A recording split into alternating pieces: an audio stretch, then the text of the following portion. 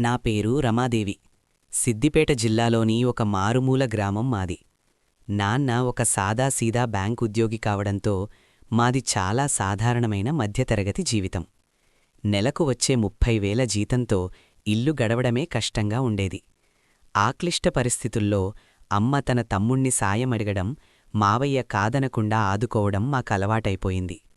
అలా కాలం గడిచిపోయింది. నా డిగ్రీ కూడా పూర్తయింది. ఇంట్లో పెళ్లి సంబంధాలు చూస్తున్న తరుణంలోనే విధి వంచింది. నాన్నకు హార్టటాక్ వచ్చి అకస్మాత్తుగా మమ్మల్ని వదిలి వెళ్ళిపోయారు. కుటుంబానికి పెద్ద దిక్కు కోల్పోయాం. సంపాదన ఆగిపోయింది. బతుకు భారమైంది. ప్రతిదానికీ మావయ్య మీద ఆధారపడటం నా మనస్సాక్షికి నచ్చలేదు. అందుకే ఏదో ఒక ఉద్యోగం చెయ్యాలని నిర్ణయించుకున్నాను. కానీ అప్పటికప్పుడు ఏ సాఫ్ట్వేర్ కంపెనీలోనూ అవకాశం రాలేదు. చివరకు మావయ్య తెలిసిన ఒక పిజ్జా షాప్లో డెలివరీ గర్ల్గా చేరాను. ఉదయం 9 నుండి రాత్రి 8 వరకు డ్యూటీ. ఆడపిల్లనైన నాకు రాత్రిపూట ఒంటరిగా తిరగాలంటే వెన్నులో వణుకు పుట్టేది. కానీ ఆకలి ముందు భయం ఓడిపోయింది. ఒకరోజు రాత్రి 10 గంటలవుతోంది. డెలివరీలన్నీ పూర్తి చేసి ఇంటికి వెళ్దామనుకుంటున్న సమయంలో ఒక ఆర్డర్ వచ్చింది. ఓనర్ బతిమిలాడటంతో కాదనలేక ఆ అడ్రస్కు బయల్దేరాను. ఆ దారి చాలా భయంకరంగా ఉంది. చుట్టూ గుబురు చెట్లు, రోడ్డు నిండా పొగమంచు. 10 అడుగుల దూరం కూడా ఏముందో కనిపించని పరిస్థితి. ఎట్టకేలకు ఆ పాతకాలపు ఇంటిని చేరుకున్నాను. అక్కడ కనీసం వీధి లైటు కూడా లేదు. భయం వేసి కస్టమర్కు ఫోన్ చేశాను. గేటు దగ్గరే ఆగిపోయావా, లోపలికి రా అని ఒక గంభీరమైన గొంతు వినిపించింది. అప్పుడే ఇంటి గుమ్మం దగ్గర లైట్ వెలిగింది. నేను వెళ్ళి తలుపు తట్టాను. కాని ఎవరూ తీయలేదు. మళ్లీ ఫోన్ చేస్తే, పిజ్జా అక్కడ పెట్టేసి వెళ్ళు అన్నాడు. తలుపు తీయకుండా పిజ్జా తీసుకోమనడం నాకు వింతగా అనిపించింది.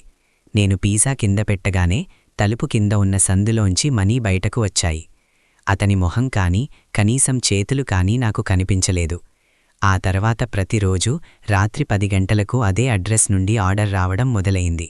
నాలో ఉత్సుకత పెరిగింది. అతను ఎవరు, ఎందుకు బయటకు రాడు? ఒకరోజు ఉదయమే ఆ ఇంటికి వెళ్లి గట్టిగా తలుపు తట్టాను. నా మొహం చూడాలని ఉంది, తలుపు తీయండి అని బతిమిలాడాను. కాని అతను నిరాకరించాడు. ఆ రాత్రి మళ్లీ ఆర్డరిచ్చినప్పుడు, మీరు తలుపు తీయకపోతే నేను డెలివరీ ఇవ్వను అని తెగేసి చెప్పాను. అతను ఫోన్ కట్ చేశాడు. నేను కోపంతో అతని ఇంటికి వెళ్లేసరికి అక్కడ ఇంకో డెలివరీ బైక్ ఆగి ఉంది. ఆశ్చర్యంగా ఆ రోజు ఇంటి తలుపులు తెరిచి ఉన్నాయి. లోపలికి అడుగుపెట్టగానే ఎముకలు కొరుకుతున్న భయంకరమైన శబ్దం వినిపించింది. ఆ శబ్దం వస్తున్న జడివైపు వెళ్లి కిటికీలోంచి చూసిన నా కళ్ళు చెమర్చాయి. గుండె ఆగిపోయినంత పని అయింది. అక్కడ ఒక యువకుడు ఇంతకు ముందు వచ్చిన డెలివరీ గర్ల్ను చంపి ఆమె మాంసాన్ని తింటున్నాడు. ఆ భయానక దృశ్యం చూసి నాకు వాంతులయ్యాయి.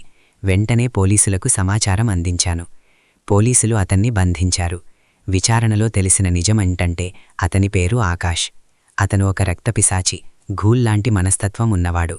వెలుతురుని భరించలేడు. అందుకే పగలు బయటకు రాడు. అతనికి పిజ్జా అంటే ఇష్టం. కాని ఆ రోజు ఆ డెలివరీ గర్ల్ తలుపు తీయమని గొడవ చేయడంతో ఆకలి ఆపుకోలేక ఆమెను చంపి తిన్నాడు. ఒకవేళ ఆ రోజు నేను మొండిగా తలుపు తీయమని గొడవ చేసి ఉంటే నేను అతని ఆహారంగా మారిపోయేదాన్ని. ఆ ఘటన జరిగి 10 ఏళ్లు దాటింది. ఇప్పుడు నేను ఒక సాఫ్ట్వేర్ కంపెనీలో నెలకు 50,000 జీతంతో స్థిరపడ్డాను. అంతా బాగుంది అనుకుంటున్న తరుణంలో నిన్నటి వార్తల్లో ఆకాష్ జైలు నుండి తప్పించుకున్నాడనే వార్త చూశాను. ఆ రాత్రి పొగమంచు, ఆకాష్ గంభీరమైన గొంతు మళ్లీ నా కళ్ల ముందు కదలాడుతున్నాయి. నా వెన్నులో మళ్లీ వణుకు మొదలైంది. అతను మళ్లీ వస్తాడా?